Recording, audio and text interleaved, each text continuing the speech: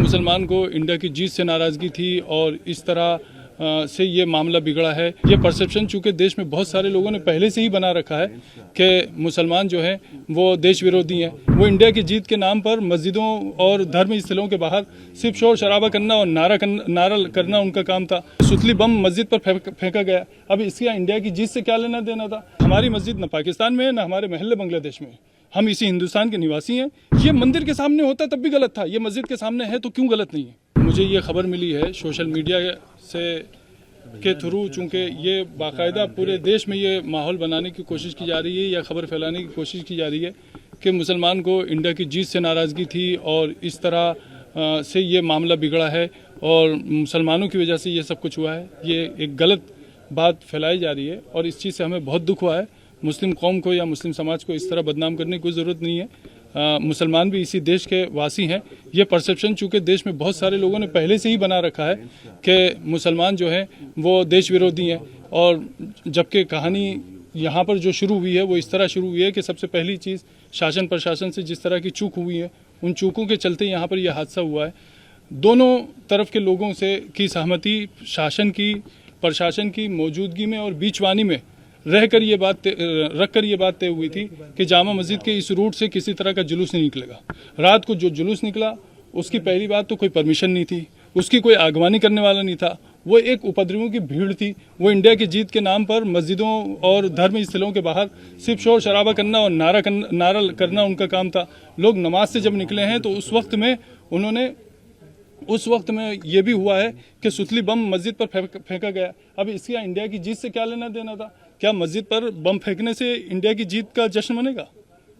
ये बहुत बुरी बात हुई है और इस चीज़ का हमें बहुत दुख है कि एक तरफ गलती करने वाले गलती कर रहे हैं, दूसरी तरफ कुछ लोग ऐसे हैं जिनके हाथ में किसी भी तरह का सोशल मीडिया का कोई सा भी प्लेटफॉर्म या आईडी है तो वो उसके थ्रू ये फैलाने की कोशिश कर रहे हैं कि मुसलमान जो है वो देश का विरोधी है और इंडिया की जीत से उसको तकलीफ है वगैरह वगैरह वगैरह। हम इस चीज़ से बहुत दुखी हैं और बहुत साफ साफ कहना चाहते हैं कि हमारी मस्जिद न पाकिस्तान में है, न हमारे महल्ले बांग्लादेश में। हम इसी हिंदुस्तान के निवासी हैं, इसी हिंदुस्तान में हम रहे हैं, इसी हिंदुस्तान में हम रहते हैं, इसी हिंदुस्तान के साथ हमारा रिश्ता है। इस तरह की बातें करना ये और फिर कुछ लोगों की तो मैं समझता हूँ कुछ लोगों की तो रोजी रोटी या नेतागिरी या उनका अपना जो भी प्रोफेशन है वो तो हिंदू मुस्लिम पर चल रहा है। तो उन लोगों के पास पद है या ओहदा है या पावर है, वो इस तरह की बात करते हैं, उनको शोभा नहीं देता। मतलब ठीक है, आप किसी की चापलूसी कर सकते हैं लेकिन आप किसी की बात से उस वक्त तक सहमत नहीं हो सकते जब तक उसमें सच्चाई ना हो। लेकिन जो आरोप लगाए जा रहे हैं दूसरी तरफ से भी, मैं उसी आरोप तरफ से लगाए जा रहे हैं। दूसरा पक्ष ये कह रहा है कि कोई पटाखा नहीं फोड़ा गया, दूसरा पक्ष ये भी कह रहा है कि जुलूस निकल रहा था, हमने भारत माता तक की जय के नारे लगाए, पीछे से पत्थरबाजी हुई। मस्जिद से ऐसा उनका इस प्रकार की वीडियो भी आ रही है कि मस्जिद से कुछ लोग निकल रहे हैं और एक नारे समझ गया, मैं आपकी बात समझा। अब मेरी बात को जरा ध्यान से सुनिए। यहाँ मस्जिदों में पत्थर के ढेर लगे हैं क्या? मैं मीडिया पर्सन से बहुत खुल के बात कहता हूँ, आप पूरी मस्जिद और इसके आसपास के सारे एरिया को छान मारिए, क्या यहाँ पर पत्थर जमा किए हुए थे? एक बात।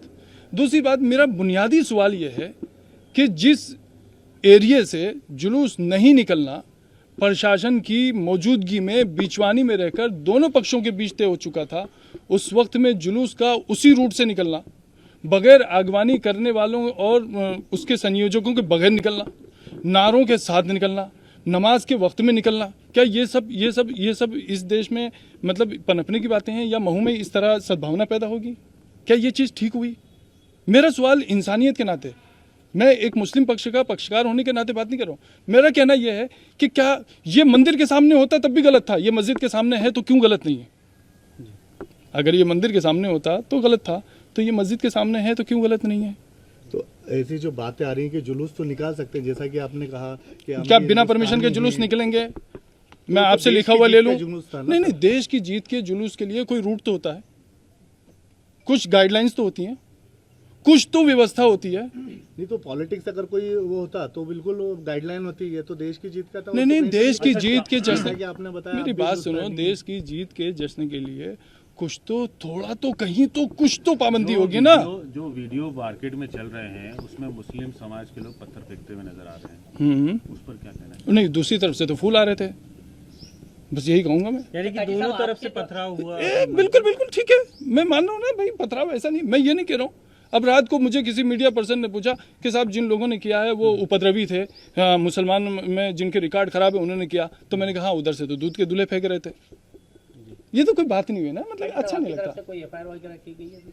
नहीं, मैंने पर्सनल अभी कोई एफआईआर नहीं की है, लेकिन मेरा लोगों से, सभी तरफ के लोगों से मेरा यह आह्वान है कि अगर किसी का वाकई कोई नुकसान हुआ है तो उस नुकसान के लिए वो पुलिस को आगाह करें और अपनी नुकसानी की रिपोर्ट वाकई सच्चाई के साथ जो बात है वो प्रशासन के सामने रखें, ताकि उसके दिल में ये नहीं रहे कि भाई प्रशासन में किसी तरह की जो है